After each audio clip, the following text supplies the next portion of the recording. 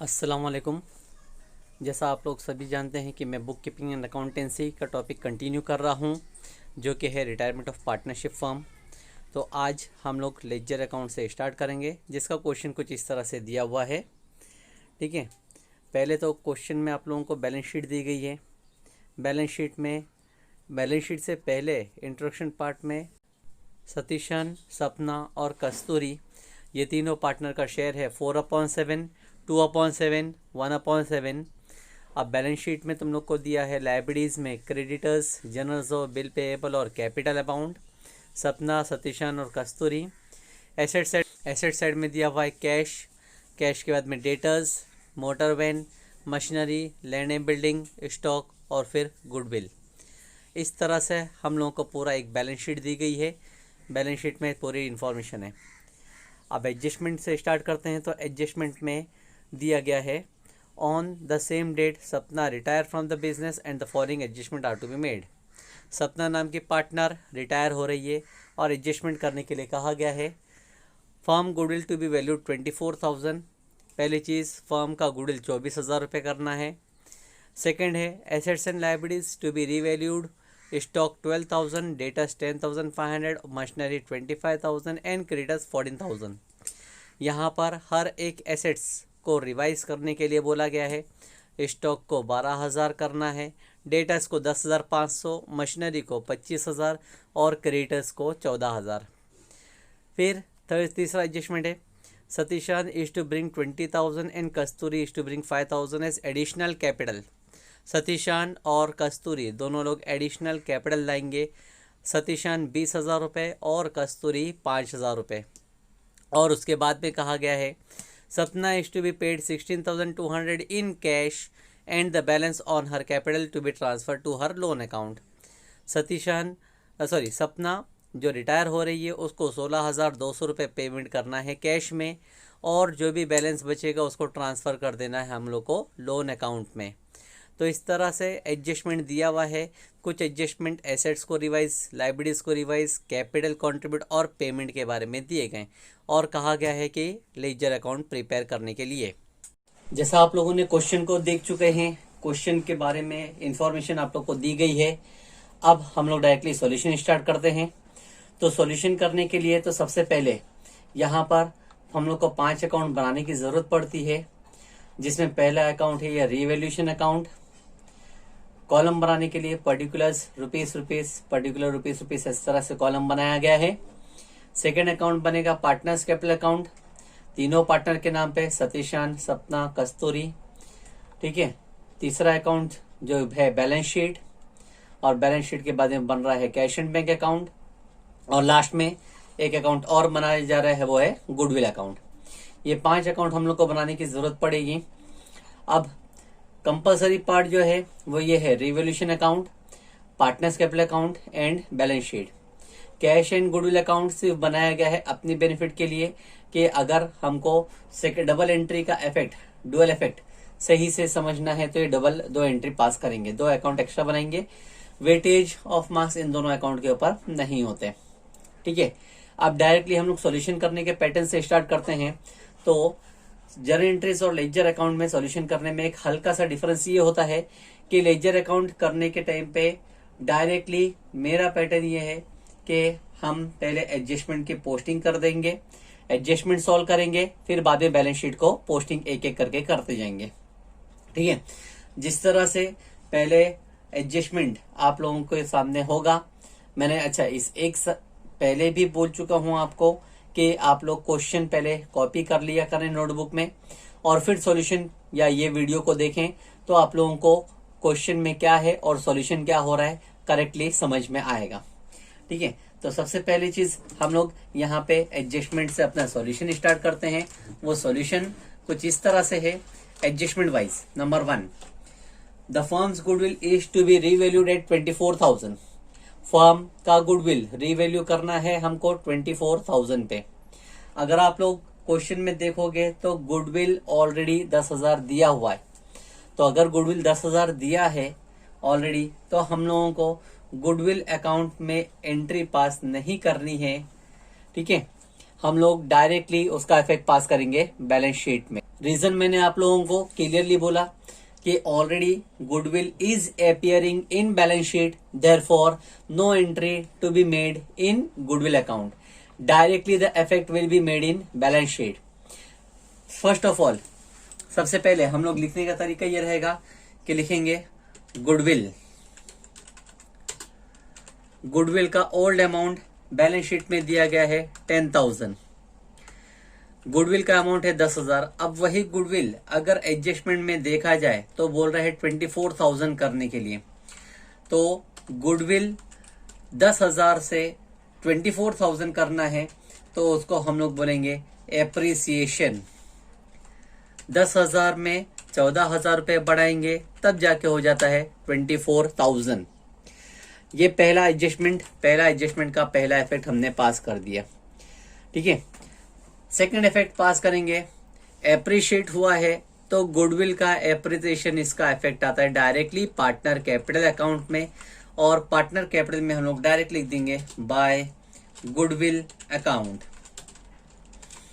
लेकिन जब पार्टनर में जो एप्रिसिएशन है 14,000 इसको ट्रांसफर किया जाएगा तो ट्रांसफर करना है उनके ओल्ड रेशियो में जो था 4/7, 2/7, 1/7। डिस्ट्रीब्यूट करेंगे 14,000 मल्टीप्लाई बाय 4 डिवाइड बाय 7। तो कैलकुलेट करने के लिए सबसे पहले डिवाइड बाय 7 कर दीजिए। 14,000 divide by 7 will be 2,000। 2,000 multiply by 4 8,000। Second partner 2,000 multiply by 2 4,000, और फिर third partner 2,000 multiply by 1 will be 2,000। इस तरह से हमने गुडविल का पहला एडजस्टमेंट का इफेक्ट पास कर दिए। पहला इफेक्ट बैलेंस शीट के एसेट्स में आया था, प्लस कर दिया गया एप्रिशिएशन के नाम पे, और सेकंड इफेक्ट पास कर दिया गया था पार्टनर कैपिटल अकाउंट के क्रेडिट में, ठीक है। दो इफेक्ट पास कर दिए गए। सेकंड एडजस्टमेंट है एसेट्स और लायबिलिटीज को रीवैल्यू करने बोला है। सबसे पहला नाम है स्टॉक को 12,000, तो बैलेंस शीट में हम लोग देखेंगे स्टॉक की वैल्यू 15,000 है। हम लोग यहीं पे एसेट साइड में लिखेंगे स्टॉक 15,000 था पहले का वैल्यू, पुराना value according to old balance sheet is 15,000। लेकिन अब एडजस्टमेंट में बोल रहा है 12,000 करने के लिए, तो जब 12,000 करेंगे तो रिड्यूस होगी वैल्यू। रिड्यूस करने के लिए हम लोग करेंगे माइनस रिवैल्यूड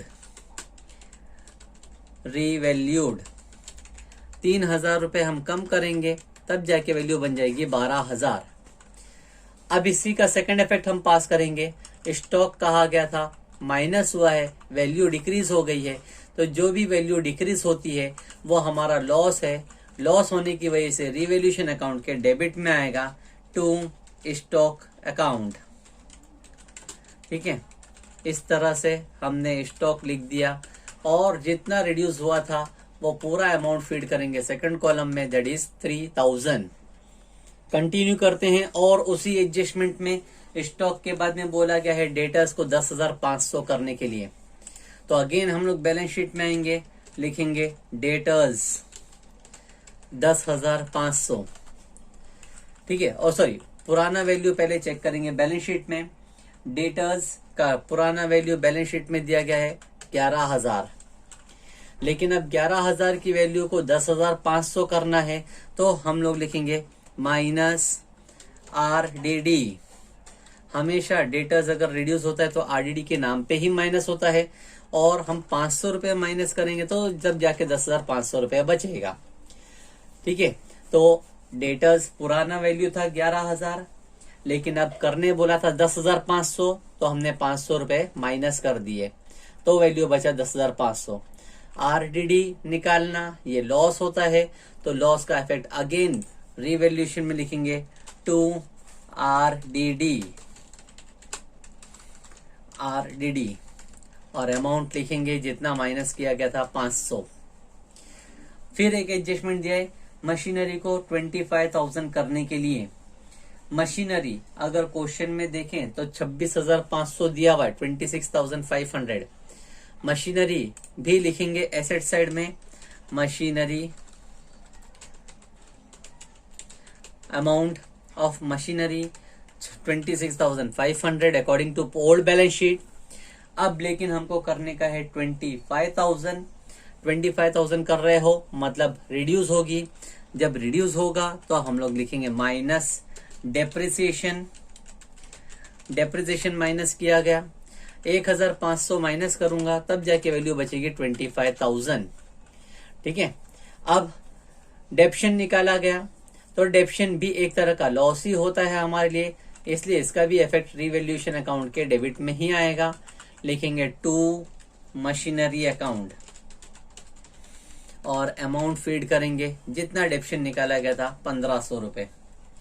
ठीक है, ध्यान से देखें, यहां तक अभी जितने भी एडजस्टमेंट हुए हैं ये सब एसेट्स के ऊपर हुए हैं।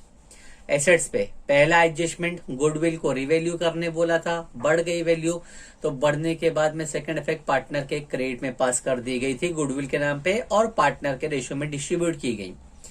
सेकंड, स्टॉक को रिड्यूस करने बोला था, माइनस किया 3,000 का नुकसान, इसलिए रिवैल्यूएशन के डेबिट में लिखा स्टॉक। उसके बाद आरडीडी रिड्यूस करने बोला था तो आरडीडी में माइनस कर दिया, वो भी अपने को 500 का लॉस। फिर उसके बाद में मशीनरी को रिड्यूस करने बोला है तो मशीनरी को भी रिड्यूस कर दिए और वो भी अपना लॉस है, इसलिए रिवैल्यूएशन के डेबिट में आ गया। अब सेकंड एडजस्टमेंट में एक और लास्ट कॉन्सेप्ट दिया गया था, वो था क्रेडिटर्स को 14,000 करने के लिए। तो हम लोग जैसा पुरानी बैलेंस शीट में से लाइबिलिटीज में देखेंगे क्रेडिटर्स, तो क्रेडिटर्स था 15,000, वही लिखेंगे क्रेडिटर्स और अमाउंट फर्स्ट कॉलम में 15,000।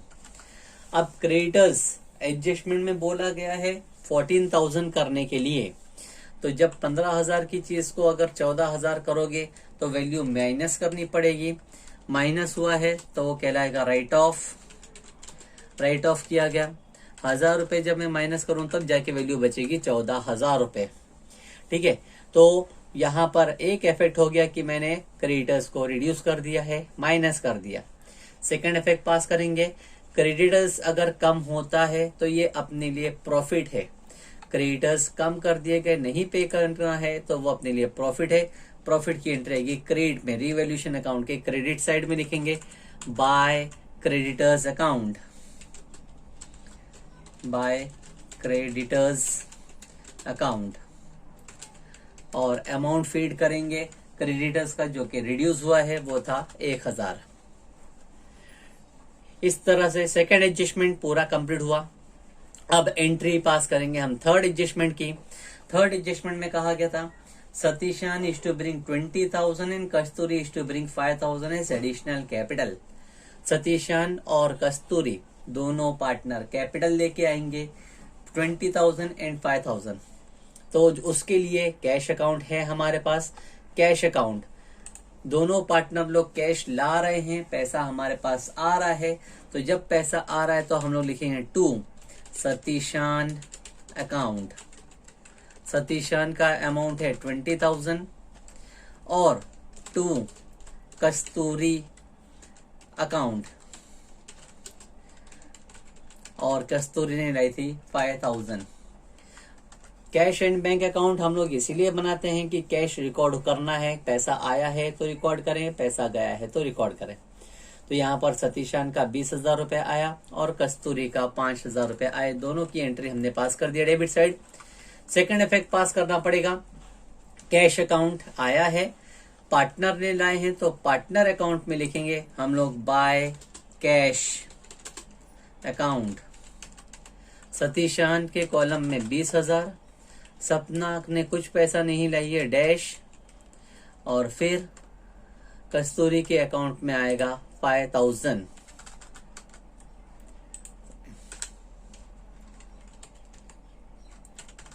इस तरह से हम एंट्री पास करेंगे।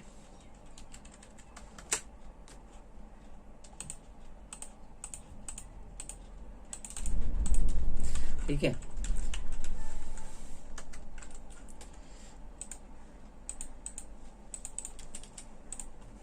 एंट्री पास कर दिया हमने। अब एक लास्ट एंट्री जो बची है वो कहा गया था Sapna is to be paid 16,200 in cash. Sapna को 16,200 रुपए कैश पे करना है और balance of her capital account is to be transfer to her loan account. तो पहले जो हम कैश पे कर रहे हैं सपना को, वो सपना की एंट्री पास करेंगे कैश अकाउंट में, बाय सपना अकाउंट और अमाउंट लिखेंगे हम 16,200। एक बार हमने यहाँ पे क्रेडिट में लिख दिया है सपना के अकाउंट को, 16,200 पेमेंट कर दिए। तो सेकंड इफेक्ट हम सपना अकाउंट में लिखेंगे, यानी पार्टनर कैपिटल अकाउंट के डेबिट में लिखेंगे टू कैश अकाउंट, और सिर्फ सपना के कॉलम में आएगा 16,200, बाकी दोनों कॉलम में जाएगा डैश, कुछ एंट्री पास नहीं करना है। ठीक है, हो गया हमारा सॉल्यूशन कंप्लीट। एडजस्टमेंट वाइज जितने एडजस्टमेंट थे वो सारे एडजस्टमेंट हमने कंप्लीट कर दिया। अब आखिरी काम ये होता है कि हम चेक करें बैलेंस शीट, और बैलेंस शीट का हर एक नाम की पोस्टिंग करते जाएं। तो बैलेंस शीट में लाइब्रेरी साइड से मैं शुरू करता हूं। पहला नाम था क्रेडिटर्स, तो जो क्रेडिटर्स है मैं यहाँ पर ऑलरेडी लिख चुका हूँ क्रेडिटर्स। तो जब क्रेडिटर्स लिख चुका हूँ तो मुझे वापस से लिखने की जरूरत नहीं है। दूसरा नाम क्वेश्चन में था जनरल रिजर्व, वो जनरल रिजर्व हमेशा पार्टनर में डिस्ट्रीब्यूट किया जाता है, इसलिए पार्टनर में लिखेंगे बाय जनरल रिजर्व, और रेशो में डिवाइड करेंगे पार्टनर्स में। रेशो अगर पार्टनर्स का आपने देखे थे स्टार्टिंग में था 4/7, 2/7, 1/7। तो अमाउंट 10,500 को डिवाइड करेंगे, 10,500 इंटू 4 डिवाइड बाय 7। जब डिवीजन करो तो आंसर आएगा 6,000, 3,000 एंड 1,500। इस तरह से जनरल रिजर्व का अमाउंट डिवाइड कर दिया गया। उसके बाद में था कैपिटल अकाउंट, सतीशन, सपना, कस्तूरी। कैपिटल अकाउंट हम लोग लिखेंगे by balance brought down, by balance brought down, और पहले पार्टनर का सतीशन का अमाउंट जो है 30,000, सेकेंड पार्टनर का अमाउंट है 20,000 और थर्ड पार्टनर का अमाउंट है 15,000। हमने पार्टनर कैपिटल में वो अमाउंट को ट्रांसफर कर दिया। इस तरह से लाइब्रेरी साइड की पोस्टिंग कर दी गई, लाइब्रेरी साइड पोस्ट हो गया हमारा। अब पोस्टिंग हम करेंगे एसेट साइड की। एसेट साइड में पहला नाम था कैश, तो कैश को हम कैश अकाउंट में ब्रॉट डाउन लिखेंगे टू बैलेंस ब्रॉट डाउन, और कैश का अमाउंट जो ओपनिंग बैलेंस है वो है 3,000। सेकंड नाम डेटर्स था, तो डेटर्स के ऊपर ऑलरेडी एडजस्टमेंट लिखा जा चुका है, हमको सेकंड इफेक्ट नहीं पास करना है। मोटर वैन पहले कहीं नहीं लिखे थे, इसलिए अब हम लिखेंगे मोटर वैन, और कोई एडजस्टमेंट नहीं है, अमाउंट पूरा कॉपी करेंगे मोटर वैन का 7,000। मशीनरी था बैलेंस शीट में, मशीनरी ऑलरेडी हमने लिख चुके हैं, रिकॉर्ड नहीं करना है दोबारा। उसके बाद था land and building, land and building भी रिकॉर्ड पहले नहीं हुआ है तो हमको रिकॉर्ड करना पड़ेगा।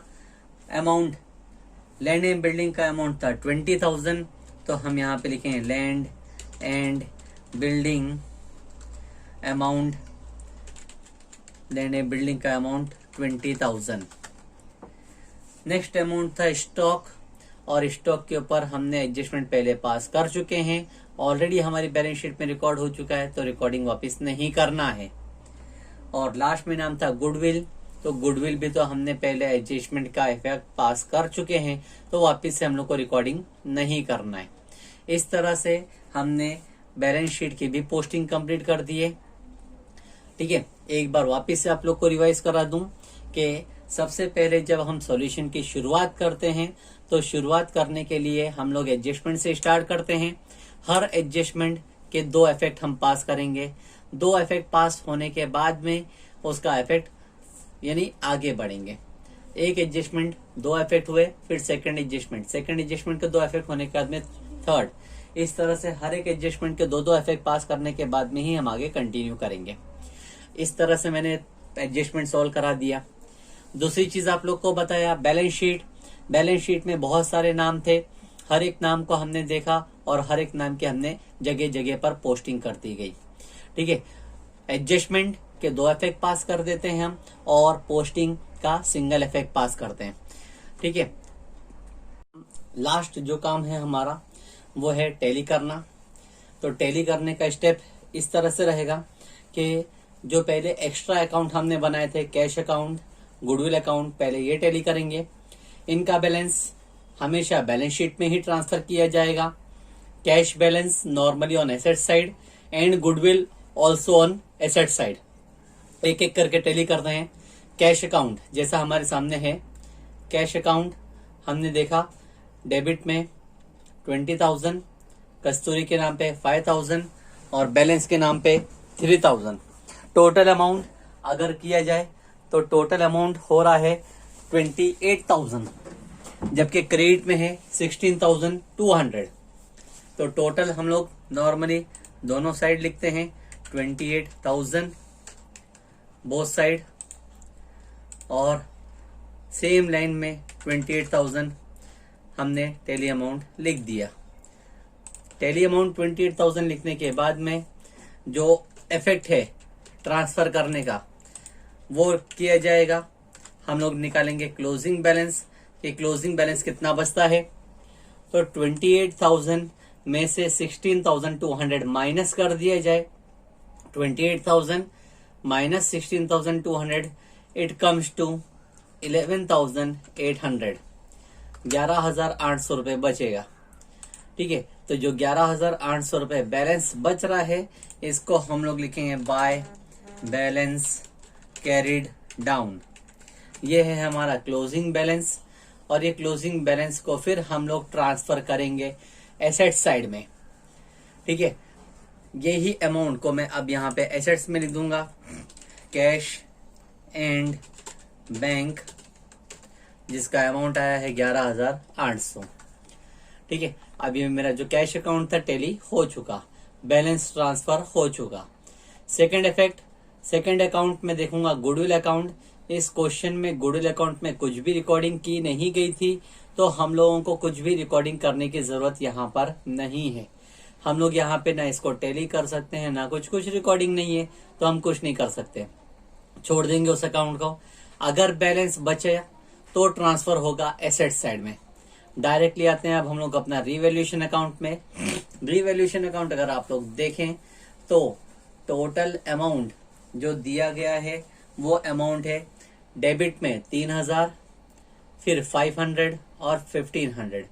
तो जब इन तीनों अमाउंट को एडअप किया जाए 3,000 plus 500 plus 1,500 it comes to 5,000, 5,000 रुपये होता है ये। और क्रेडिट में अमाउंट अगर देखेंगे तो वो होता है 1,000 रुपये।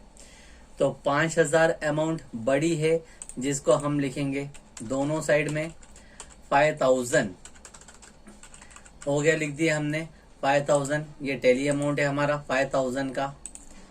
अब 5,000 में से 1,000 अगर माइनस किया जाए तो बैलेंस बचता है 4,000। ये 4,000 है हमारे लिए बैलेंस, जिसको लिखेंगे बाय पार्टनर कैपिटल अकाउंट। ये बैलेंस है जिसको हम लोग बोलते हैं कि नॉर्मली ये है अपना लॉस हुआ है हमारा पार्टनरशिप फर्म में। अब ये पार्टनरशिप फर्म का लॉस पार्टनर में डिवाइड किया जाएगा। डिवीजन करने का तरीका होगा 4,000 total loss multiply by 4 ratio divide by 7। 4,000 multiply by 4 divide by 7। वैसे ही सेकेंड पार्टनर का 4,000 मल्टीप्लाई बाय 2 डिवाइड बाय 7, और थर्ड पार्टनर का 4,000 मल्टीप्लाई बाय 1 डिवाइड बाय 7। जब हमने इसको डिवाइड किया है 4,000 मल्टीप्लाई बाय 4 डिवाइड बाय 7, तो ये अमाउंट जो है वो सतीशान का अमाउंट मिल रहा है मुझे। दूसरा जो अमाउंट है वो है 2285.71। सेकेंड पार्टनर सपना का अमाउंट जो मिला है वो है 1142.85, और फिर तीसरा पार्टनर कस्तूरी का जो अमाउंट है वो है 571.42। लेकिन हम लोगों को कोई भी सॉल्यूशन पॉइंट में नहीं रखना है, राउंड फिगर करना है।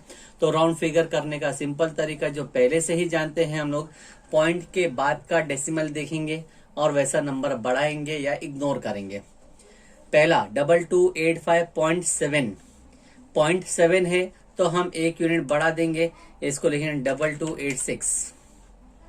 अच्छा, सेकंड पार्टनर दिया है 1142.8, पॉइंट के बाद में 8 है तो हम यहाँ पर भी 1 यूनिट बढ़ा देंगे 1143। और तीसरा 571.42 दिया हुआ है तो 571 पॉइंट के बाद में 4 है तो इसको 4 को इग्नोर करेंगे, सिर्फ आंसर रखेंगे 571। इस तरह से जो भी अमाउंट था 4000 का, ये हमने लॉस तीनों पार्टनर में डिस्ट्रीब्यूट कर दिया। डिस्ट्रीब्यूशन हुआ है क्रेडिट साइड, तो अब इसी लॉस का सेकंड इफेक्ट हम पास करेंगे on debit side. Partner capital में लिखेंगे 2 रीवैल्यूएशन लॉस। जो अमाउंट हुआ है पहले का 2286, सेकंड का 1143, थर्ड का 571। ठीक है, अब इसी के आगे हम लोग कंटिन्यू करते हैं कि पार्टनर्स को टैली करेंगे। पार्टनर को टैली करेंगे एक एक करके। पहला पार्टनर सतीशान। सतीशान डेबिट में है 20,000, सॉरी डेबिट में है 2286, जबकि क्रेडिट में है 30,000, 6,000, 20,000 और 8,000। तो क्रेडिट की टोटल बड़ी है 30 + 20 50, 50 + 8 58 + 6 होता है 64। तो दोनों साइड में हम लिखेंगे 64,000। 64,000 में से हमको माइनस करने का है 2,286। तो जब 64,000 में से 2286 हमने माइनस किया तो बचेगा 61,714। इस तरह से हमारे पास बैलेंस बच जाएगा। ठीक है, और आगे सेकंड पार्टनर को हम देखेंगे। सेकंड पार्टनर का अमाउंट जो दिया हुआ है वो है 4,000 + 3,000 + 20,000। तो टोटल अमाउंट होता है 27,000। टैली अमाउंट लिखेंगे हम दोनों साइड में 27,000। अच्छा, 27,000 में से पार्टनर का अमाउंट जो है 16,200 और 1143 माइनस करेंगे अगर, तो 27,000 - 16,200 - 1143, बैलेंस हमारा बचेगा 9657।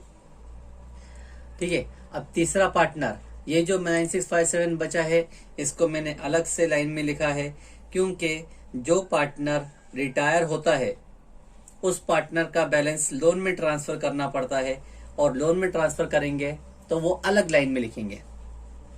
उसी तरह कस्तूरी तीसरा पार्टनर का अमाउंट देखेंगे 2,000, 5,000, 1,500 + 15,000। एडअप अगर करें तो 15,000 + 5 20 + 2 22 + 1 23,500 होता है। 23,500 लिखा गया दोनों साइड 23,500। अब 23,500 में से हमने माइनस करना है 571। 23,500 - 571, तो जो बैलेंस बचेगा वो रहा 22,929। ये जितने भी बैलेंस बचते हैं इन सब को हम लोगों को हाईलाइट करना होता है। नहीं भी हाईलाइट किया तो चल जाएगा, लेकिन टैली अमाउंट को हाईलाइट करना है। जो रिटायरिंग पार्टनर है सपना, इसके सामने लिखा जाएगा 2 लोन अकाउंट, और जो कंटिन्यूइंग पार्टनर का 2 बैलेंस है लिखें 2 बैलेंस कैरिड डाउन। ठीक है, ये अमाउंट हमारा बचा है बैलेंस कैरिड डाउन। लोन सिर्फ एक ही पार्टनर का था, तो जिसके नहीं थे उसको हमने टोटल करके डैश कर देना है 0 0 0। ठीक है, सेकंड इफेक्ट पास करेंगे अब इसी का हम लोग, के लोन हो या बैलेंस हो ट्रांसफर करना होगा बैलेंस शीट में। बैलेंस शीट में हम लिखेंगे पहले कैपिटल। कैपिटल जो कंटिन्यू करने उन पार्टनर्स का जो नाम है सतीशान, जिसका बैलेंस आया था 61,714। सेकंड पार्टनर जो कंटिन्यू कर रहा है कस्तूरी। कस्तूरी के लिए कस्तूरी का अमाउंट जो बैलेंस बचा था वो था 22,929। 929। ये दोनों अमाउंट को हम पहले लाइब्रेरीज में लिखेंगे एक एक करके। दोनों का अमाउंट, पहला अमाउंट लिखे 61,714, सेकेंड पार्टनर का लिखा गया 22,929। तो जब दोनों अमाउंट को एडअप कर दिया गया तो हमको एक अमाउंट मिलता है, वो टोटल अमाउंट हो जाएगा 84,643। ठीक है, कैपिटल अमाउंट सतीशान का है, लाइब्रेरी से में ट्रांसफर कर दिया, जो भी के पार्टनर में बैलेंस बचा था। कस्तूरी का भी बैलेंस ट्रांसफर कर दिए गए। अब लास्ट चीज जो हमको एक और लिखना है, लोन। सपना जो रिटायर हुई थी, सपना लोन अकाउंट लिखेंगे हम। और सपना का लोन, जो सपना के बैलेंस बचा था 9,657, वो लिखेंगे 9,657। सब चीजें हमने ट्रांसफर कर दिए। अब लास्ट काम है बैलेंस शीट का टोटल चेक करना और उसको दोनों साइड रिकॉर्ड करना। तो हम पहले लाइब्रेरीज का टोटल करते हैं। लाइब्रेरीज का टोटल सेकंड कॉलम का ही करना होता है, जो कि सेकंड कॉलम का अमाउंट है, पहला 14,000, सेकंड 84,643 और थर्ड 9,657। तो टोटल जब मैंने किया है तो अमाउंट है 1,08,300। ठीक है, अब इसी तरह से हम लोग सेकंड यानी एसेट साइड का भी टोटल करके देखेंगे। टोटल अमाउंट है 24,000, दूसरा 12,000, फिर 10,500, फिर 25,000, फिर 7,000, उसके बाद 20,000 होने के बाद में 20,000 और एक लास्ट अमाउंट था 11,800। तो टोटल अमाउंट एसेट्स का टोटल अगर मैंने किया है तो आ रहा है 1,10,300। ठीक है, अब अगर मैं यहाँ पे देखूं तो मैंने एक डिफरेंस है। Normally balance sheet must tally होना चाहिए और ये भी टैली होगी। यहाँ पर एक मिस्टेक जो कि मैंने पोस्टिंग नहीं किया था, क्वेश्चन में बैलेंस शीट में ध्यान से दिखे तो बिल पेएबल का एक नाम था, बिल पेएबल का अमाउंट था 2,000। तो वो बिल पेएबल का इफेक्ट हमने कहीं पर भी पास नहीं किया, तो यहाँ पर लाइब्रेरीज में आना चाहिए, वो उसको लिखेंगे बिल पेएबल और अमाउंट आएगा 2,000। तो इस तरह से हमारा टैली अमाउंट जो होगा 1,10,300 रुपए पे टैली हो जाएगी। ठीक है, तो ओवरऑल हम लोग जब लेजर अकाउंट करते हैं तो जर्नल एंट्री से काम बहुत ज्यादा बढ़ जाता है। हम लोगों को बहुत सारी चीजों को ध्यान देना होता है, वरना हमारा बैलेंस शीट कभी टैली होने वाला नहीं है। ठीक है, जैसा एक बार रिवीजन करवा लेता हूँ। पहली चीज जो स्टार्ट की गई थी वो था लेजर अकाउंट बनाने का। 5 अकाउंट बना के तैयार रखें। पहला revaluation, partners capital, balance sheet, cash and bank और लास्ट गुडविल। ये 5 अकाउंट तैयार रखने के बाद में एडजस्टमेंट को सॉल्व करें। हर एक एडजस्टमेंट का 2-2 इफेक्ट पास करें। डबल इफेक्ट होने के बाद में ही नेक्स्ट आगे कंटिन्यू करें, वो है बैलेंस शीट की पोस्टिंग। जो गलती यहाँ पर दिखाई दी थी कि बैलेंस शीट की पोस्टिंग में किसी एक अमाउंट को भी रह गया तो दिखाई देगा कि बैलेंस शीट टैली नहीं होगी।